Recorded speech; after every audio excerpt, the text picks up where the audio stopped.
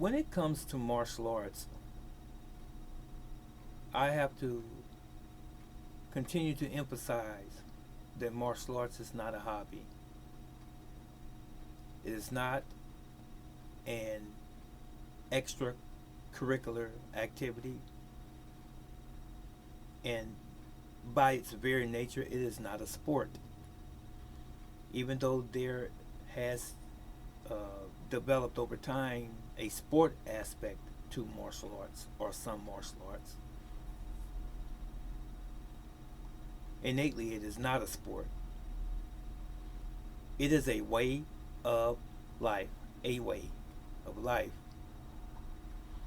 And when I was a child, when I first ventured off into martial arts, and I absorbed this ideology as a child that it's about discipline, it's about loyalty, it's about respect, courtesy, and discipline mentally and physically. Before there is ever any discipline physically, it has to happen mentally first. That's the genesis.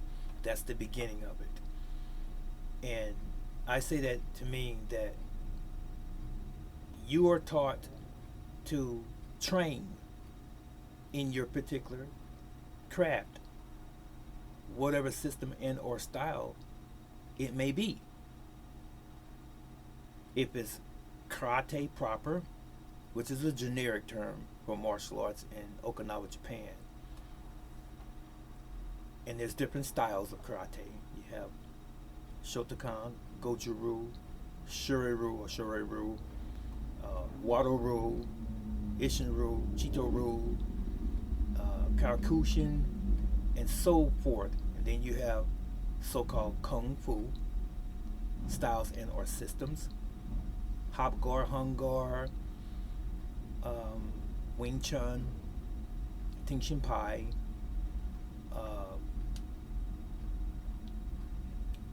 Tiger, Crane, and so forth, Praying Mantis. And then you have the other arts, Tai Chi Chuan, Bagua Zhang, Zingi, and you have Thai boxing or Muay Thai more properly. Then you have Jiu-Jitsu and the various Ryu or schools of Jiu-Jitsu, which is the predecessor or the grandparent of Judo. You have Aikijitsu, which is that of Aikido. Then you have Hapkido. Then you have Korean martial arts also.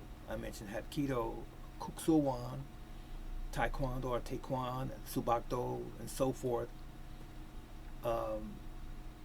Harangdo, to mention another. Russian martial arts, Sambo. I'm going on and on and on. There's various martial arts styles and or systems across the world now. But regardless of what style or system you study, you're supposed to train to perfect your craft in you. And there should be a certain standard or guideline that you follow in order to achieve that perfection, if you will.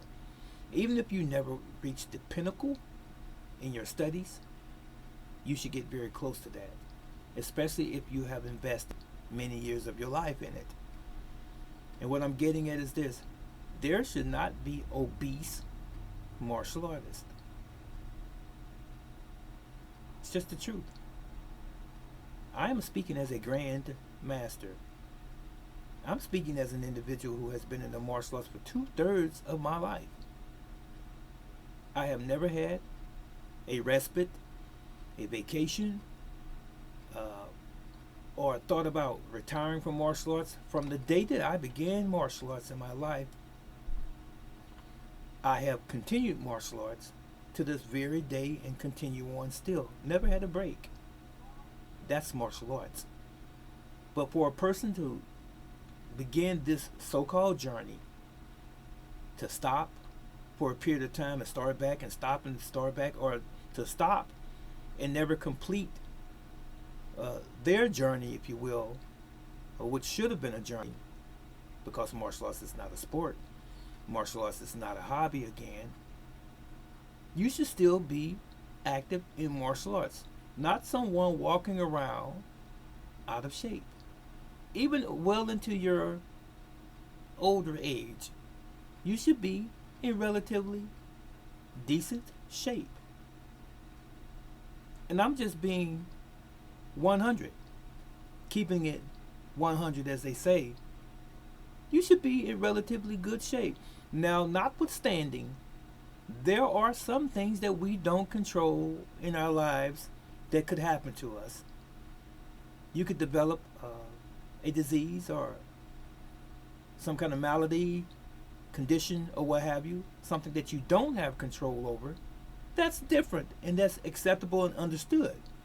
I'm not talking about those remote, isolated situations. I'm talking about what you can control. You can control what you eat, what you drink, and what you smoke. And I said smoke, the latter. Shouldn't be smoking anyway if you're a martial artist, but you most definitely can control what you eat and drink. And if you felt like you've done enough, or hey, guess what, I've got 20 years under my belt, or 30 years at this thing, I deserve to chill. I don't know what that means. Or I deserve to relax, or I've retired from doing this and doing that. No, you never retire from martial arts. Once you have black belt, you have entered into another echelon, another department, another level of learning. And especially once you meet or reach the level of master and above, people are looking at you. What you did yesterday doesn't matter, my friend. Where you are today is the most important thing. People will forget what your past was, because that was only beneficial to you then, during those years. Better is the end of a thing than its beginning. No matter how your past was, success or fail, how you are today is what matters. What example are you of a martial artist today, regardless of what you've done in the past? Are you still keeping your shoulder to the wheel? Even if you don't compete in sporting events anymore, that's cool. Be a judge, be a referee, be a promoter. Continue to teach if you don't do that.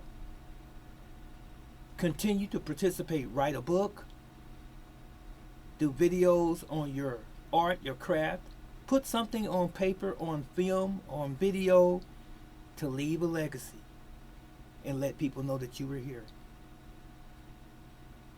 and that you never stopped until you couldn't do it anymore. So I said that to say this again. My black belts especially, I told them, you can't give me any excuses. And I'm being perfectly honest. I don't have to say anyone's name. I'm just speaking in generality. You can't give me any excuses. When students look at you, they're looking for someone to be an example for what you're requiring of them to do and of them to be. With my arthritic hips and all of the years that I have vested, I still teach. I've learned to work around my present circumstance, and I still continue to teach. And as I'm standing here, not standing, I'm sitting in my seat in my office, standing in presence, in my spirit, as I'm standing here in that sense, I can still do 70 to 80 push-ups just like that. And there are black belts that I've seen that can't do 20 or 30 push-ups without struggling. And they're younger than me, a lot of them. It's unfortunate. There's a lot of black belts that have let themselves go to pot, no pun intended. I'm not beating up on anyone. I'm just going by the same concepts and principles that I was taught as a child, and all of these other people were told and taught the same thing. They were, and you were, whoever you are listening to me. This is not an indictment against anyone. I'm just encouraging you to do what you swore to do, what you promised to do, what you said you would do, what you said you had a passion to do when you first began. But at some point, you sort of fell off and said, I think hanging with the fellas in the bar is more important. I think going out to these events where we get sloppy drunk and going back in the yearbook and on Facebook and saying, I remember back then. There's nothing glamorous or beautiful about being out of your mind because you've been drinking alcohol in excess or you smoking a joint. Come on, brothers, sisters. Come on, masters. But everybody, those things that they enjoy doing, they always want to excuse it away and say, well, oh, weed is just an herb. It's a natural herb. For real? Actually, if you know the science, it kills your brain cells. Might make you feel good for now. Might give you a buzz for now. But it kills your brain cells while you're playing. And also,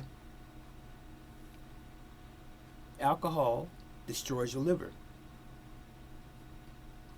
I'm just saying. But I dare you to prove me wrong. And if you're going to prove me wrong, and you shouldn't be trying to do that in the first place because I'm only speaking the truth. But if you want to prove me wrong scientifically, let's go get the scientific evidence and say that it's good for you. Either of those two things that I mentioned, not to mention all of the other things that people take and do. That was all I had to say. Be devoted to the thing that you said you were devoted to when you first began. Without excuses. And it's easy to make an excuse. We all have an excuse, don't we? This is Grandmaster Stroud, affectionately known as Brother Teacher. Thank you for watching.